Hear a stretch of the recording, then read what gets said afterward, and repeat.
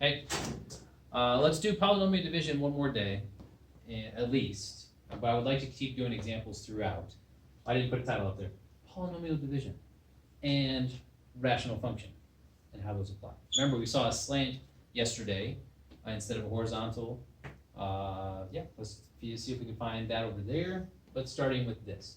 Here we have a 4-term polynomial, degree 3, divided by a binomial. So let's go ahead and set that up. N cubed plus 7n squared plus 14n plus 3. Okay. So remember the goal from yesterday was to make the leading term n look identical to the leading term n cubed. And we have these columns here. So we have the n cubed column, n squared, n, and then the constant over there. So what do you multiply n times in order to make it n cubed? That's not so bad. It's times n squared. And notice I'm putting that in the appropriate n squared column. Distribute this back to these two terms. Okay, so n squared times n is n cubed. N squared times 2 is plus 2n squared. Remember the next step? It's to subtract both terms. Remember I told you that's where students usually go wrong. They subtract the first one, they don't subtract the second one. Make sure you apply that to both terms. And then you get some cancellation going on here. And we have 7 minus 2 is 5n squared. And then anytime you do a division problem like this, you bring down what's next. So plus 14n. And then you repeat. Okay. So how do you make n squared look like 5n squared? Multiply times 5n. So that goes here in the n column. Distribute that back to these two terms. You got 5n times n is 5n squared. Those look exactly the same every time you do this until you subtract it.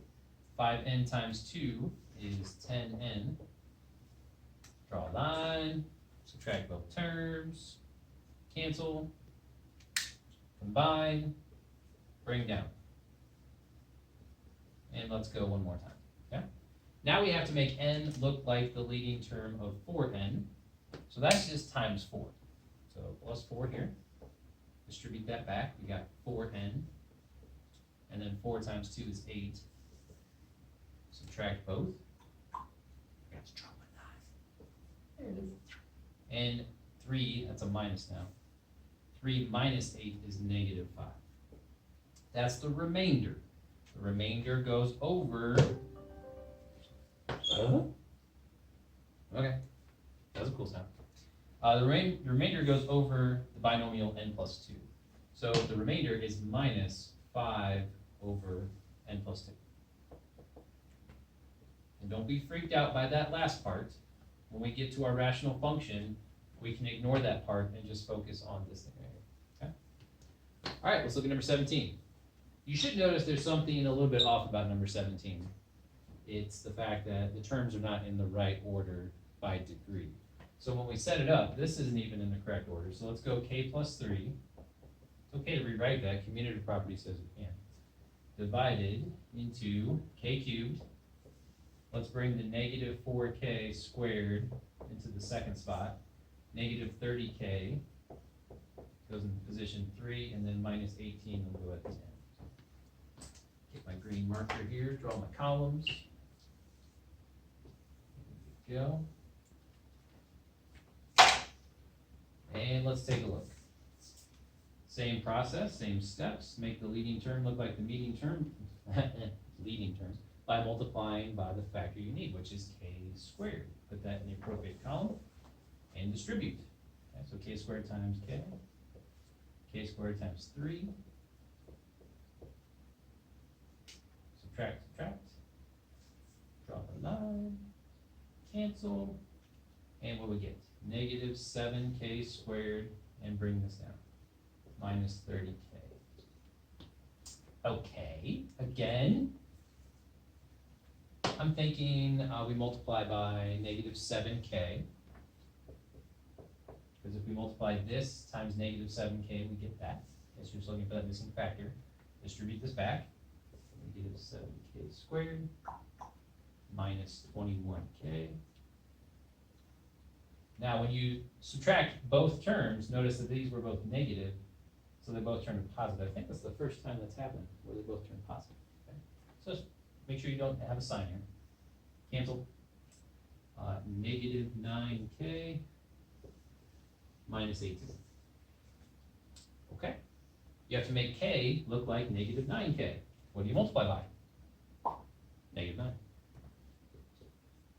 Distribute it back.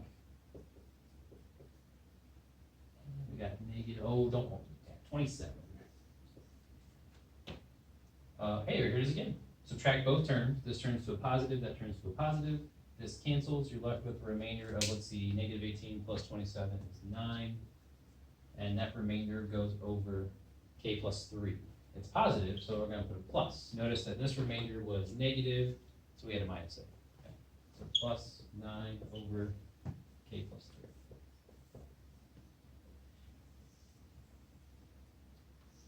And that's polynomial division. And if you're looking at it from afar, you might be going, huh?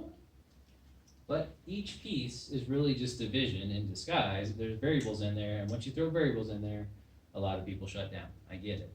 So we're trying to go slow and take it a piece at a time. On your worksheet, I want you to try 2 more, okay? Just 2. You don't even have to do the whole thing, just try 2. Unless you're really getting a good rhythm and you want to do more. All right. Wake up.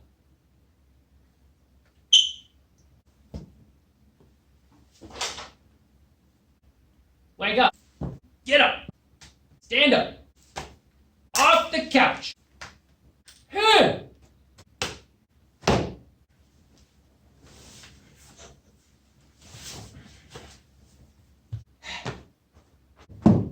Get up. That's heavy. Get up. Get up. That's right. All right. So the function's a slant because the degree of the top is more than the degree of the bottom. So here we go. We're going to divide and see where this thing is. X plus 6 going into x squared plus x minus 42. Make x look like x squared. Well, that's times x. Here's your columns. X squared plus 6x.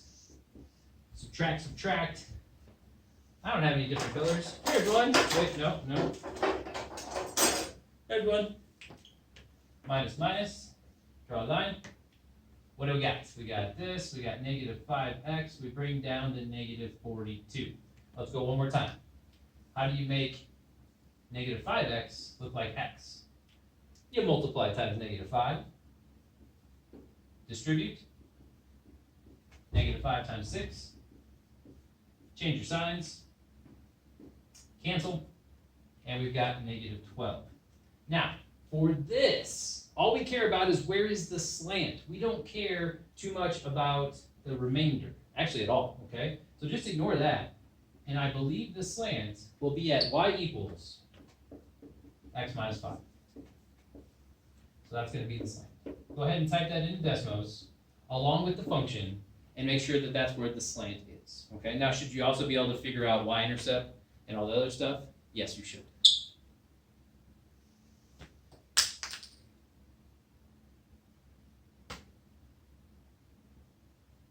Marker dust! I made it. Happy Easter!